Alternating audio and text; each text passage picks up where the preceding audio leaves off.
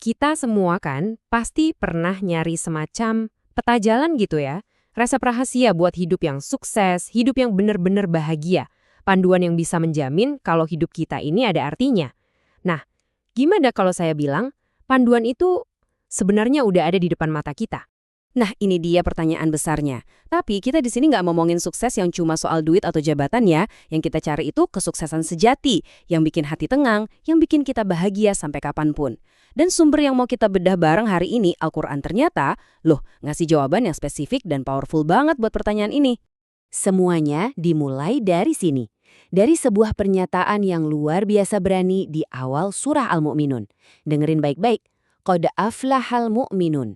Ini bukan sekedar harapan, tapi sebuah pernyataan pasti. Orang beriman itu telah berhasil. Titik.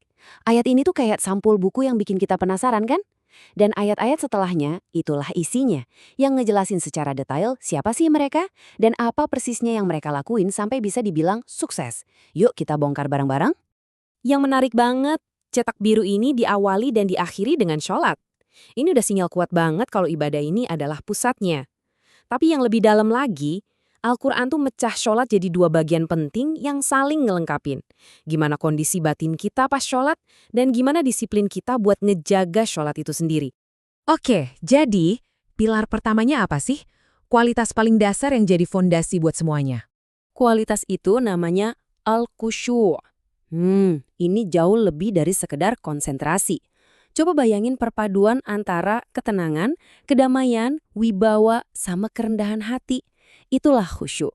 Sebuah kondisi di mana hati kita tuh benar-benar hadir, nyambung, dan penuh rasa takjub sama Tuhan. Nah, yang keren dari khusyuk ini, dia tuh nggak bisa dipalsuin. Ini tuh kondisi dari dalam hati yang otomatis kelihatan di luar, di badan kita. Kalau hatinya khusyuk, pasti seluruh badannya ikut tenang. Ada cerita menarik loh, Nabi pernah lihat orang sholat sambil mainin jenggotnya, terus beliau bilang, coba kalau hatinya khusyuk, pasti anggota badannya juga khusyuk. Ini nunjukin keselarasan total antara hati, pikiran, dan gerakan kita. Oke, sebelum kita lanjut ke kualitas yang lain, kita lompat dulu sebentar ke kualitas yang terakhir dalam daftar ini. Kenapa? Karena ini penting banget buat ngelihat gambaran besarnya. Ternyata, kita balik lagi ngomongin sholat, tapi dari sudut pandang yang beda. Nah, kualitas penutup ini namanya yuhafizun, yang artinya tuh menjaga dengan ketat, dengan konsisten. Kalau tadi kita ngomongin perasaan di dalam sholat, yang ini justru soal tindakan dan disiplin di luarnya, tentang gimana kita ngejaga sholat itu secara rutin dan tepat waktu. Di sini nih, kita bisa lihat betapa sempurnanya cetak biru ini. Di satu sisi, ada khusyuk. Ini ibarat ruhnya, mesinnya, kualitas batin dari sholat. Di sisi lain ada yuhafizun, ini kerangkanya, bodinya, disiplin luarnya. Jadi poin utamanya adalah sukses sejati itu dibangun dari gabungan antara kualitas batin yang dalam dan disiplin lahiriah yang kokoh. Nggak bisa salah satu doang, dua-duanya harus jalan bareng. Oke, setelah fondasi spiritualnya kuat, cetak biru ini ngajak kita geser ke arena sosial. Gimana sih karakter orang sukses ini kelihatan dalam interaksi sehari-hari? Nah, dimulainya dari dua hal paling dasar, omongan kita dan cara kita ngelola harta.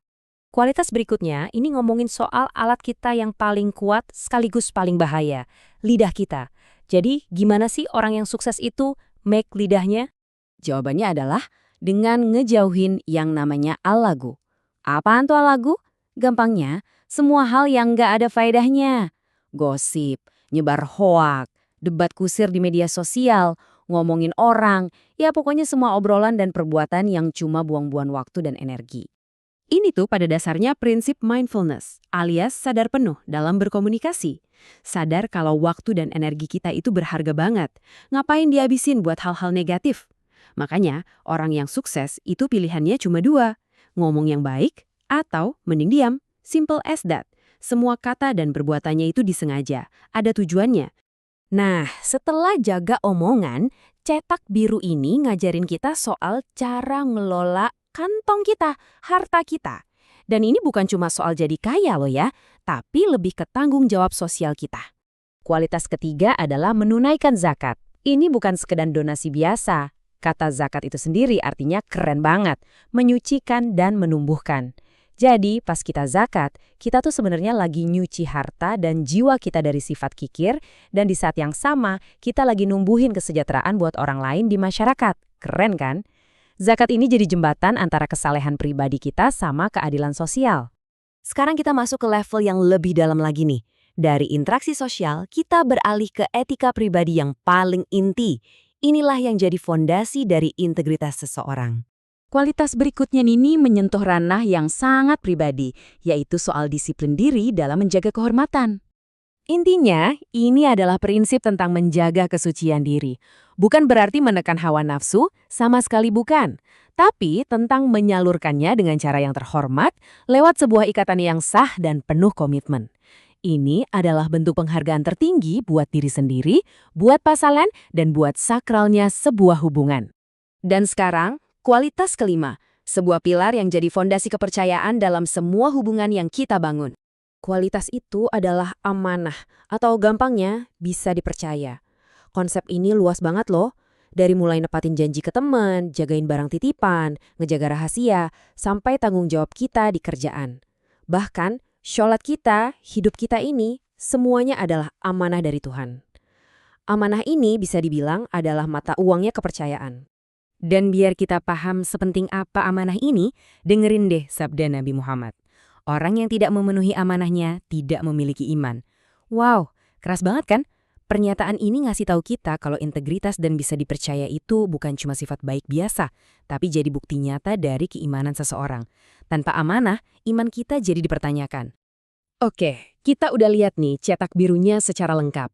Mulai dari sholat yang kokoh luar dalam, perilaku yang penuh kesadaran, sampai inti karakter yang berintegritas.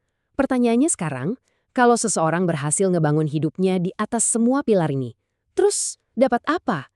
Apa imbalan puncaknya? Dan inilah jawabannya, janji pamungkasnya. Mereka yang berhasil punya sifat-sifat ini, kata Al-Quran, bakal jadi pewaris surga Firdaus, yang digambarkan sebagai tingkatan surga paling tinggi dan paling indah.